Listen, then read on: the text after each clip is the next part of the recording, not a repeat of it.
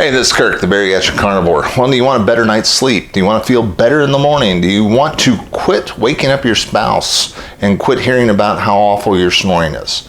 Well, there may be some things that you can do about it that won't really cost you anything out of pocket and might make your sleep a lot better, because look, sleep is one of the three major pillars of health. Number one is your diet, number two is your activity, but also your sleep. And this is the hardest to control. I mean, this is not something that we are, it should be so natural, but there's been many people, keep saying often that they have real problems getting a good night's sleep and they just can't seem to do much about it. So I'm going to offer you some suggestions that are going to be at zero cost that might help you and make things a little bit better. Now, what is sleep apnea? Sleep apnea is a killer. It is an obstruction of the airway that will cause you to wake up, almost like it almost creates a panic response because you can't breathe. And it's difficult to really diagnose without a sleep study, but sleep studies are not pleasant. A sleep study, I've had to. And when you've had these things, they hook you up to all this goop. You get in bed, and it's not your bed. And, they tell you, okay, now sleep normally. It's like, that makes zero sense. But, you try to get as good a night's sleep as you can, and then they wake you up, and, it's ghastly. I've had two, and the next day is a complete waste because you just had a crummy night's sleep and you've been woken up at the wrong times. But it does diagnose, just how bad your sleep is and how many gaps you're having and how many obstructive sleep apnea situations are you on. Now, if you go to a sleep clinic that they will, and you've got sleep apnea, they will often prescribe a CPAP or BiPAP or some other machine to help you assist you breathing, which helps keep the airway going through continuous pressure.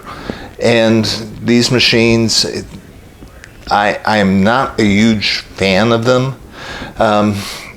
for a number of reasons. One, they are a crutch. They're a lifesaver for people that really like them. I'm not going to say that don't throw away your CPAP or anything, or a BiPAP, whatever you've got, if it's working for you. But for me, I tried about 8 different masks trying to find something that fit, that I felt comfortable enough. And frankly, I'd get tangled up in the cords all the time. And that would wake me up almost as much as the sleep apnea did.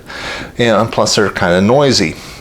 So, I'm not saying throw it away if it works for you, but, it's not a perfect solution. And from what I can tell from some of the different studies that I've read, it seems to work for a few weeks, but after a while the body kind of learns to bypass it, and it doesn't work as well.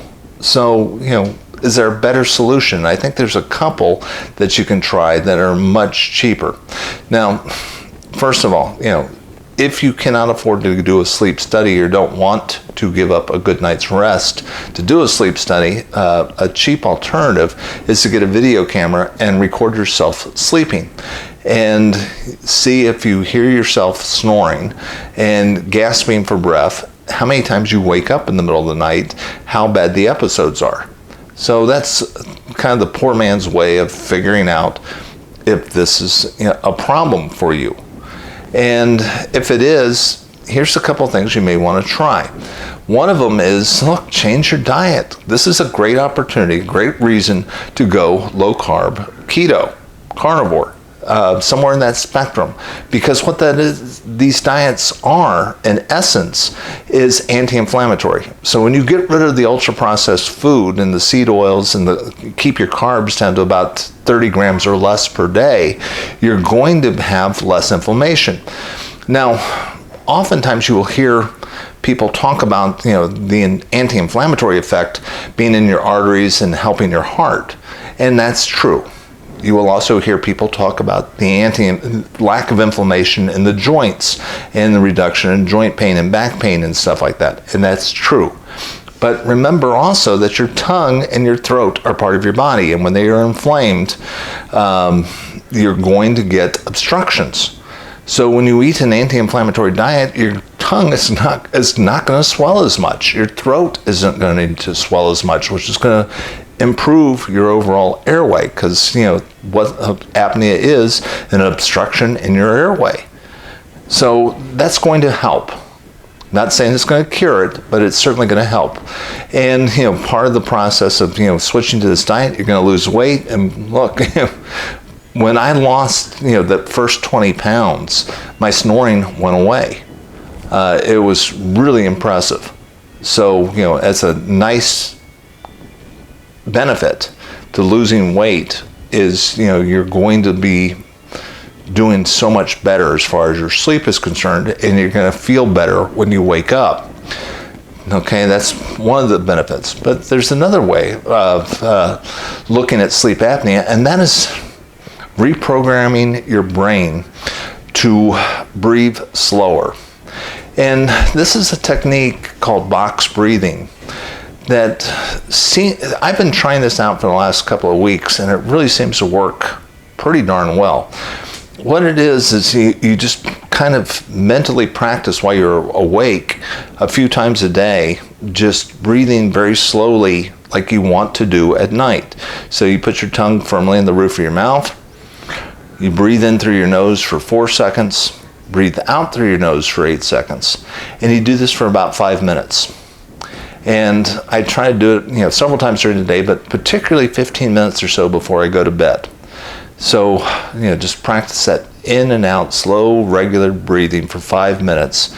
And one of the things that I found that's really strange, but it seems to work really well, is to hum while I'm breathing out through my nose.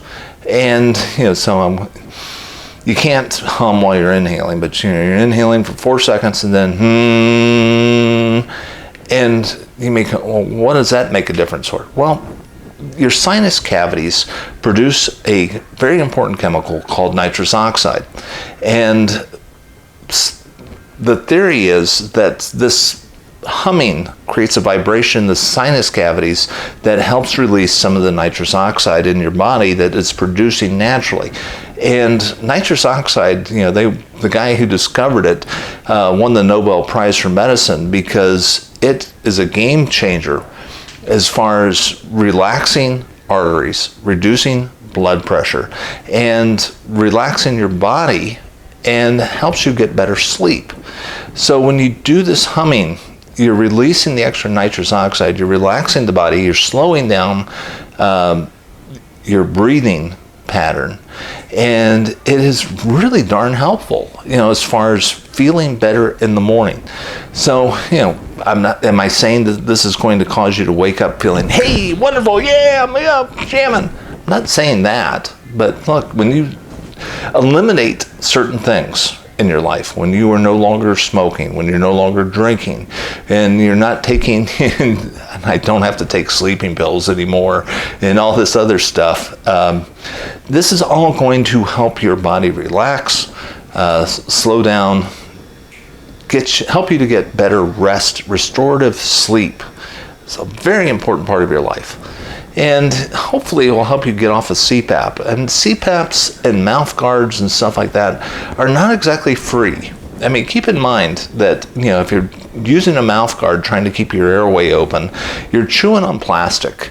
And we are finding out more and more that microplastics are a problem, and they are rampant, and they are impossible to get rid of completely.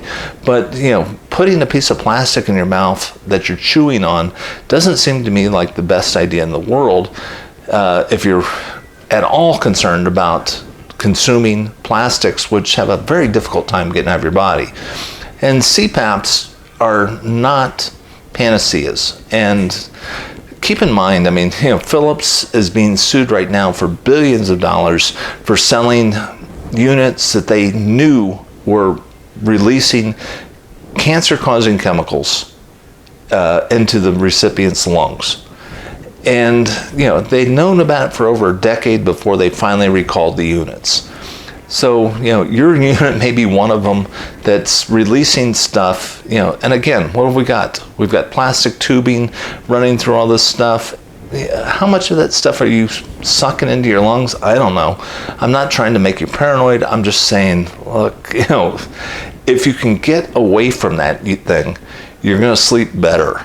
And if you just change your diet to where it's anti-inflammatory and learn to do box breathing where you're slowing down your overall pattern, if these things work for you, you don't need the CPAP anymore and you're going to be losing weight and feeling better, I'm all in favor of that. So give that a shot. This is Kirk, the Bariatric Carnivore. If you like this message, please hit like and subscribe. Join this channel of other like-minded folks who are trying to reclaim their health. I will talk to you again soon.